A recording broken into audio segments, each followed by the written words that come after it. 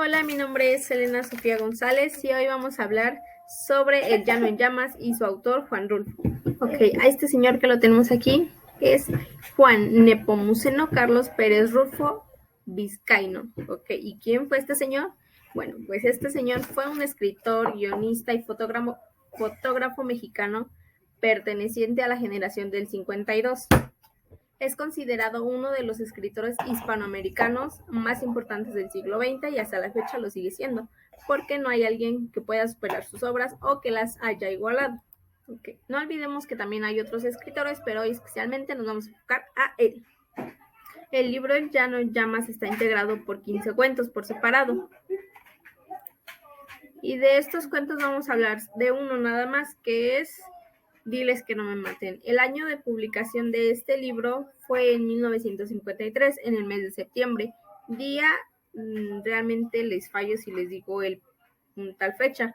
¿Por qué? Porque hay información que dice que fue el primero y hay otros que dicen que fue el 18 de septiembre. Pero el mes y el año sí fue ese. Entonces vamos a hablar sobre Diles que no me maten de Juan Rulfo. Dile que no me maten nos narra la historia de Juvencio, quien está amarrado a un poste y esperando a ser fusilado.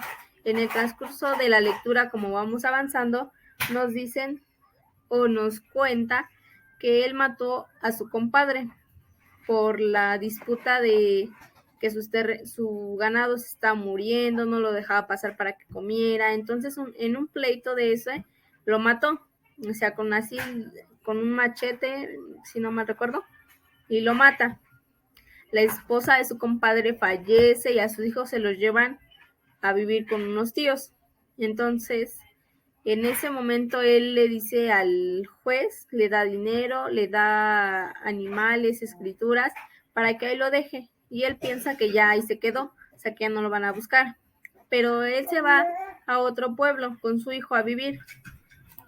El tiempo que está viviendo con su hijo no sale, vive con muchísimo temor de que lo vayan a encontrar y otra vez lo vuelvan pues a señalar, ¿no? Como el culpable. Después de un tiempo llega un teniente y ese teniente es hijo de Don Lupe, a quien mató. Él busca venganza por a quien mató a su papá, ¿no? Se quiere vengar. Y pasando encuentran a Juvencio, lo mandan a traer y lo amarran. Entonces, él está como niño chiquito que quiere vivir, quiere suplicar, manda a su hijo incluso a que hable con el teniente, le suplica a su hijo que vaya a hablar con el teniente, que le diga que ya, o sea, que ya no va a ganar nada con matarlo, o sea, ya es una persona grande, o sea, ya, él dice que ya no tiene mucho tiempo para vivir, pero quiere seguir viviendo, ¿no? Su hijo le dice que no, que si se entera que es su papá o si es su familia, pues también lo van a matar a él, ¿no? Y qué va a pasar con su familia. Entonces, al final, pues lo terminan matando, le dan disparos en la cabeza, le ponen un saco, su hijo va por él y se lo lleva en un burro y en el transcurso que va hacia su casa para poder velarlo, pues le dice que quedó irreconocible, ¿no? Y que sus nietos lo van a extrañar y que aún así pues piensan que no lo van a reconocer.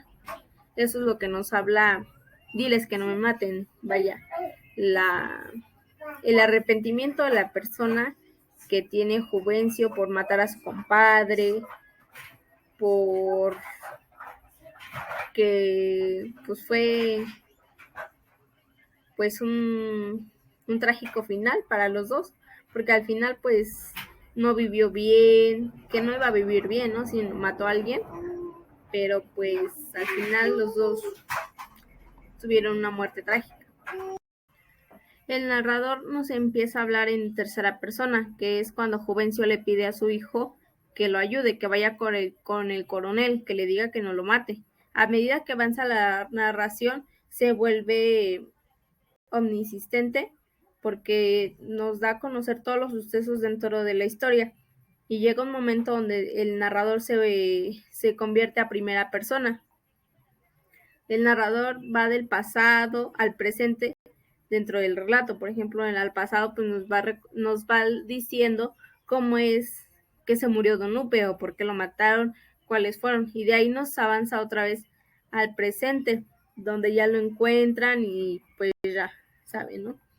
Lo amarran y todo eso, así que pues es del pasado al presente en tercera persona y termina siendo en primera persona. La historia está ambientada en un pueblo en un pueblo mexicano en donde la revolución genera conflictos por la disputa de los terrenos. Entonces, en ese de que se fue y se paró en mi terreno, pues ya son pleitos enormes, ¿no? O en ese tiempo, ¿no? Entonces este cuento nos narra una tragedia, ¿no? Porque pues realmente lo que le pasó a Don Lupe y lo de que le pasó a Juvencio, pues terminó en una tragedia, que pues fue sin querer, ¿no? Porque por un enojo mató y pues vivió muchos años ocultos hasta que lo encontraron y lo mataron. Y según el modelo de personajes actancial de A.J. Gremias, nos dice que hay sujeto, objeto, destinador, destinatario, oponente, ayudantes. Ok, en este caso, Juvencio sería el sujeto, Justino un personaje ayudante, el coronel el sujeto, actante 1, Don Lupe sería un sujeto, actante 3 y oponente. También ayudantes podrían ser los soldados, porque si lo vemos por el lado de centrarnos en el coronel, entonces ahí el oponente sería Juvencio, ya que mató a su papá. Entonces eso cambiaría, ¿no? Y pues los soldados serían sus ayudantes y pues los que lo ayudaron, ¿no? Entonces Don Lupe nos queda como pues un oponente para Juvencio y Juvencio sería un oponente para el coronel. Bueno, eso es lo que pienso yo. Y con esto cerramos todo. Espero que les haya gustado.